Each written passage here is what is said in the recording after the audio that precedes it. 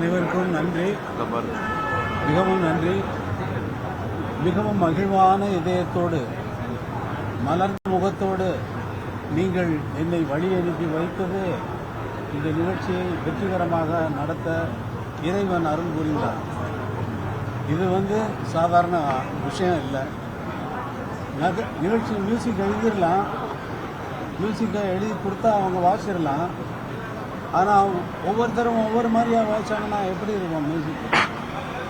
இப்போ நம்ம எல்லாரும் பேசுகிற மாதிரி ஒருத்தருக்கும் ஒன்றும் புரியாமல் இருக்கும் இல்லையா?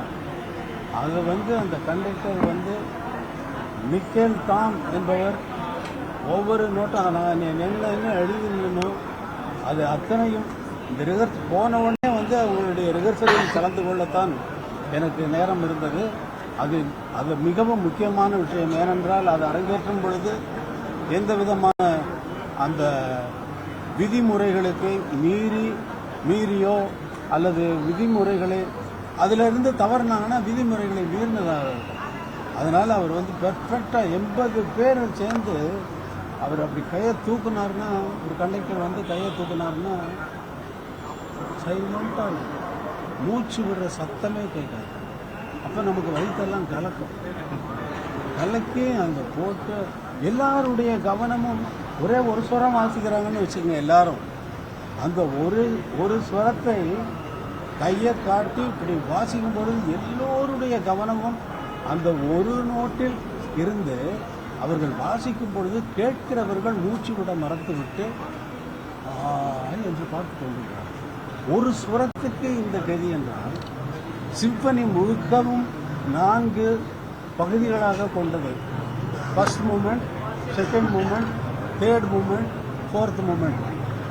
ஒவ்வொரு மூமெண்ட் ஃபுல்லாக வெஸ்டர்ன் மியூசிக்கில் என்னென்னா ஒரு சிம்பனி வாசித்து 4 மூமெண்ட்டும் முடிகிறது வரைக்கும் யாரும் கைதட்ட மாட்டாங்க, கைதட்டக்கூடாது, அது விதிமுறை.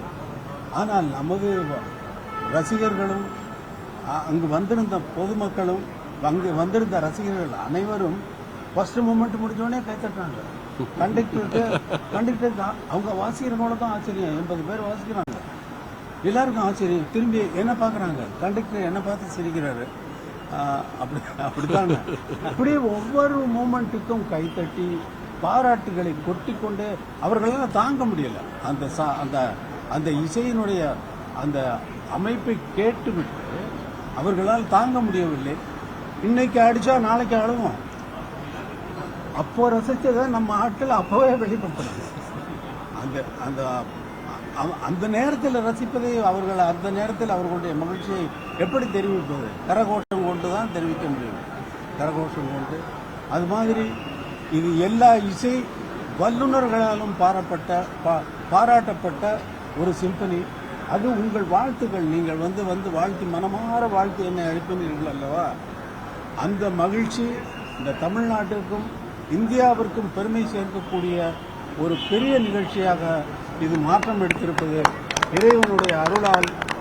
முதல்வர் அரசு மரியாதையோடு என்னை வரவேற்றது எனக்கு மிகவும் நெஞ்சத்தை நிகழ வைக்கிறது.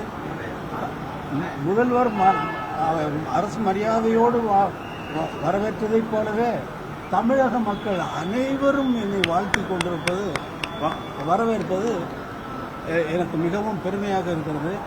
இந்த இசை நிகழ்ச்சியை, இந்த இசையை நீங்கள் டவுன்லோடு செய்து கேட்கக்கூடாது. டவுன்லோடுன்னு சொல்கிறப்ப மட்டமாக நினைக்காதீங்க.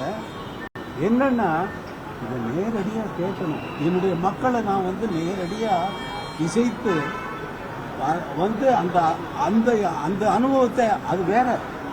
நீங்கள் அங்கே உட்காந்து அந்த சைலண்ட்டாக அந்த 80 வாத்திய கருவிகளும் அப்படியே கேட்கும். 80 வாத்திய கருவிகள் மற்ற ஒலிப்பதிவுகளில் கேட்குமா? கேட்காது. நான் எவ்வளவோ பாடல்களை ரெக்கார்ட் செய்து கொண்டிருக்கும் பொழுது கூட ஒரு நோட்டு பிசகுனாலும் விடமாட்டேன், போட்டு வாங்கி விட்டுருவேன். ஃபுல் ரிஹர்சலில் கலந்துக்கிட்டு மேடையிலையும் பக்கத்திலேயே உட்கார்ந்து கொண்டு தவறு செய்கிறார்களா என்பதை கவனித்து கொண்டிருந்தேன். 2வது பகுதியிலே நமது பாடல்களை, என்னுடைய பாடல்களவே அவர்களை வாசிக்க வைத்து, நம்முடைய சினிமா பாடல்களையே வாசிக்க வைத்து நானும் ஒரு பாடலை அங்கே அவர்களோடு பாடினேன். அதுவும் மிகவும் கஷ்டமான காரியம். ஏனால் ஏனென்றால் அவர்களோடு பாடி எனக்கு பழக்கம் இல்லை. தினமும் அவர்களோடு பாடுகிறேன். என்னுடைய பாடலை என்னுடைய தியேட்டரில் எங்களுடைய விதிமுறைப்படி நாங்கள் ரெக்கார்ட் செய்து கொண்டு வருவதுதான் வழக்கம். ஆனால் அவர்களோடு பாடி அந்த பாடலுக்கு மக்கள் கைத்தட்டி மிகவும் நல்ல வரவேற்பு கொடுத்தார்கள். சிம்பனி இசை, இந்த சிம்பனி இசை 13 தேசங்களில் நடக்கவிருப்பதற்கு நாட்கள் குறித்தாக்கிவிட்டது. 13 தேசங்களில். அக்டோபர் 6 வந்து துபாயில் இருக்கு, செப்டம்பர் 6 வந்து பாரிஸில் இருக்கு, அப்புறம் ஜெர்மன் ஹாம்பர்க், இப்படி எல்லா கண்ட்ரிகளுக்கும் வந்து இந்த இசை சிம்பனி இசை என்பது போகிறது. தமிழர்கள் இல்லாத ஏரியாவுக்கும் அங்கே பெர்ஃபார்மன்ஸ் பண்ணுவதற்கு இந்த ஸ்பான்சர்ஸ் வந்து புக் பண்ணிட்டாங்க. இப்போயே டேட் எல்லாம் கொடுத்துட்டாங்க, கையில் கொடுத்துட்டாங்க. இப்போ நம்ம நாட்டில் நம்ம மக்களை கேட்க வைக்க வேண்டாமா? நம்ம மக்கள் கேட்கணுமா வேண்டாம்? கேட்கணும். எல்லாம் கேட்கறது வரைக்கும் அமைதியாக இருக்கணும். அந்த மூமெண்ட் வந்து நீங்கள் அங்கே அந்த ஸ்பாட்டில் இருந்து அவங்க கையை காட்டுறதும் அந்த அமைதியோடு இருந்து நீங்கள் ரசிக்கிறது தான் இசை உலகத்தில், இசை பாரம்பரியத்தில் மிகவும் உச்சகட்டமான விஷயம். அதனால் என்னுடைய மக்களை, என்னுடைய மண்ணில் பிறந்த இந்த மக்களை என் மீது அன்பும் அவ்வளவு அன்பு வச்சுருக்காங்க. அது தெய்வமாக கொண்டாடுறவங்க இருக்காங்க. கடவுளான இசை கடவுளுங்கிறான். எப்படி இருந்தாலும் நான் சாதாரண மனிதனைப் போல தான் இங்கே வேலை செய்து கொண்டிருக்கிறேனே தவிர என்னை பற்றி எனக்கு ஒரு எண்ணமும் கிடையாது. என்னை இசை தெய்வம் என்று கடவுள் என்று சொல்லும் பொழுது எனக்கு என்ன எண்ணம் தோன்றும் என்றால், கடவுள் இளையராஜாவுக்கு அளவுக்கு கடவுளை கீழே இறக்கிட்டீங்களாப்பா அப்படின்னு தான். அதனால் நீங்கள் உங்கள் மலர்ந்த முகம் என்னை வரவேற்பது மிகவும் நன்றி, மிகவும் நன்றி, மிகவும் நன்றி. இந்த இசை உலகமெங்கும் கொண்டு செல்லப்படும். இதோட நிற்க போறதில்லை. இது ஆரம்பம். 82 வயசாச்சு, இனிமேல் என்ன பண்ண போறாருன்னு நினைக்காதீங்க. நீங்க நினைக்கிற அளவுக்குள்ள நான் இல்லை. எந்த விஷயத்திலும் நீங்கள் நினைக்கிற அளவுக்கு நான் இல்லை. அந்த அளவிலே நான் இல்லை. பண்ணைப்புறத்திலிருந்து பெறப்படும் பொழுது வெறும் காலோடு நான் நடந்தேன். என்னுடைய காலில் தான் நடந்து நான் வந்து இந்த இடத்தில் என்னுடைய காலில் தான், வெறும் காலில் தான் நிற்கிறேன் என்பதை இளைஞர்கள் உணர வேண்டும். அவர்களும் அவர்களுடைய வாழ்க்கையில் இதை முன்னுதாரணமாக வைத்துக் கொண்டு அவரவர்கள் துறையில் அவரவர்கள் மென்மேலும் வந்து நாட்டிற்கும் இந்தியாவிற்கும் பெருமை சேர்க்க வேண்டும் என்பதுதான் என்னுடைய அறிவுரை.